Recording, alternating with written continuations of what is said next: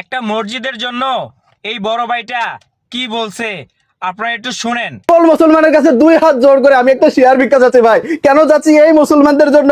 এখানে একটা মসজিদ নির্মাণের জন্য। দেখেন এটা ছেঁড়াপাটা মসজিদ, এখানে রয়েছে বাঁশের বেড়া আর উপরে রয়েছে টিনের চাল। এটা কিন্তু ফুটো হয়ে যায়, পানি পড়ে ভাই বর্ষাকালে। আপনাদের কাছে দুই হাত ভিক্ষা চাচ্ছি ভাই, এই মসজিদের জন্য একটু সহযোগিতা করেন। দেখেন মুসল্লিরা নামাজ আদায় করতে পারে না, এখানে দেখেন এই যে পাটি ফেলে মাটির উপরে তারা কিন্তু খুব কষ্ট করে নামাজ আদায় করে। সকল মুসলমানের কাছে দুই হাত জোড় করে আমি একটা শেয়ার ভিক্ষা চাচ্ছি ভাই। এই ভাইটা মসজিদের জন্য অনেক কষ্ট করতেছে। দোয়া করি যেন আল্লাহ যেন এই মসজিদটাকে ভালোভাবে একটা অবস্থান তৈরি করে দেয়। আমি মন থেকে দোয়া করি যেন তোমার মতো ভাই সব জায়গায় থাকে, মসজিদের পাশে যেন দাঁড়াইতে পারে।